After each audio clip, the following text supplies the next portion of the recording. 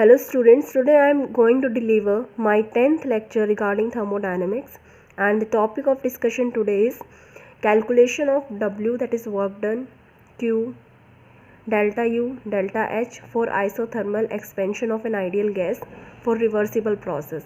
So let us start with this topic. First of all, work done. For work done, which is denoted by W.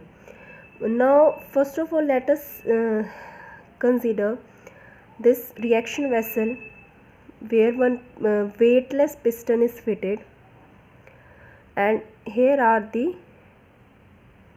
Gas molecules.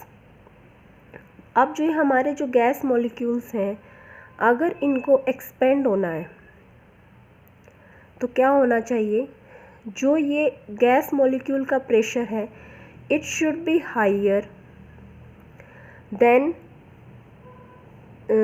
the pressure which is provided by the weights which I have put on the piston. मतलब यहाँ पे मैंने बहुत सारे wait रख दिए हैं, छोटे छोटे वेट रख दिए हैं. तो वो जो वेट हैं जो वो प्रेशर प्रोवाइड कर रहे हैं वो डाउनवर्ड डायरेक्शन में है, और जो गैस मॉलिक्यूल की वजह से जो प्रेशर है that is in upward direction. अब एक्सपेंशन के केस में ये जो गैस वाला प्रेशर है ये ज़्यादा होना चाहिए, नहीं तो क्या होगा, पिस्टन पे रखे हुए वेट गैस को क्या कर देंगे, कंप्रेस कर देंगे. लेकिन वो हमें प्रोसेस नहीं चाहिए, हमें एक्सपेंशन चाहिए. तो अब जो ऊपर वाले जो पिस्टन है उनका प्रेशर कितना हो एज़ कंपेयर टू पी, तो वो होना चाहिए पी से थोड़ा सा कम. तो उसको हम लिख सकते हैं P माइनस डी पी. मतलब जो P minus D P pressure होगा अब जो वेट प्रोवाइड कर रहे हैं,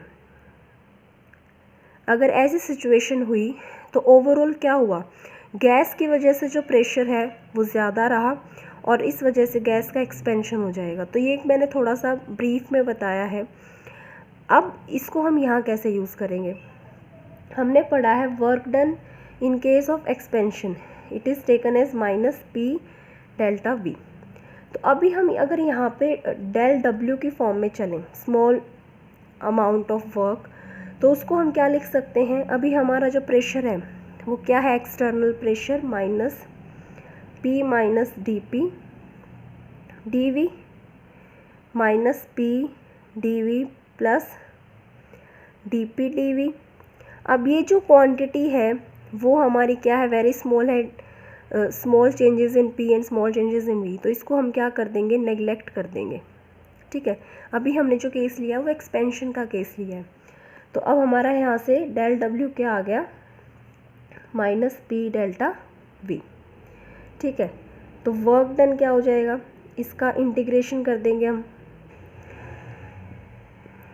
माइनस पी डी वी. अब आइडियल गैस इक्वेशन के according P V is equals to N R T, ये हमने पढ़ा है, और पी क्या हो जाएगा फिर N R T by we.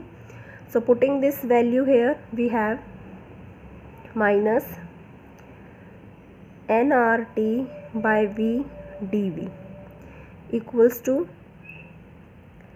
Minus, अब यहाँ पे डी वी बाई वी आ गया, और जो कांस्टेंट है वो क्या है, एन भी कांस्टेंट है, आर भी कांस्टेंट है, टी भी कांस्टेंट है. अंदर बचा डी वी बाई वी. तो डी वी बाई वी का जो इंटीग्रेशन होता है वो होता है एल एन वी. तो अब इक्वेशन क्या हो जाएगी, work done equal to del W का integration work done equal to minus N R T L n V. अब एल एन वी पे हम लिमिट लगाएंगे फ्रॉम V1 टू V2. जो गैस हमारी एक्सपेंड हुई है, इनिशियल वॉल्यूम उसका V1 था, फाइनल V2 था. On solving this further we will get minus N R T L N V2 by V1. ठीक है, तो इसको नेचुरल लॉ के टर्म में लिखने के लिए हम क्या यूज़ कर सकते हैं, फाइनली हमारी जो वर्क डन की एक्सप्रेशन होगी इन case of isothermal expansion of an ideal gas, तो वो क्या होगी, minus 2.303 NRT log V2 by V1। Okay students, इसको यहाँ भी लिख देते हैं minus 2.303 nRT log V2 by V1। So now let us see the expression for delta U, delta H and Q. For delta U, as we know that U is the function of what? Temperature। और ये isothermal process के लिए हम study कर रहे हैं। Isothermal shows the temperature is constant. If temperature is constant then there will be no change in internal energy, that is delta U will be zero, क्योंकि temperature हमारा यहाँ पे क्या है? कांस्टेंट है। अगर टेम्परेचर ही चेंज नहीं हो रहा तो हमारा इंटरनल एनर्जी में भी कोई चेंज नहीं होगा, क्योंकि वो फंक्शन है टेम्परेचर का। उसके बाद है delta H. Delta H, as we know that H equal to U plus P V. Delta H क्या हो जाएगा फिर? Delta U plus delta of P V. अब आइडियल गैस इक्वेशन से हम क्या लिख सकते हैं? डेल्टा पी वी को हम एन आर टी लिख देंगे, N R T. Delta H equal to delta U, N R is constant, delta T. अब यहाँ देखो, डेल्टा यू अभी हमने निकाला ज़ीरो था, डेल्टा टी भी क्या है यहाँ पे इस प्रोसेस के लिए ज़ीरो, क्योंकि हम आइसोथर्मल एक्सपेंशन प्रोसेस ले रहे हैं। आइसोथर्मल में टेम्परेचर कांस्टेंट है, delta T will be zero. So again for this process delta H भी क्या आ रहा है? ज़ीरो आ रहा है। अब बचा Q। According to first law of thermodynamics, delta U is equals to Q plus W. यहाँ डेल्टा U ज़ीरो है, Q plus W. So Q is to minus of W। तो W हमने अभी निकाला था which was minus 2.303 nRT log V2 by V1।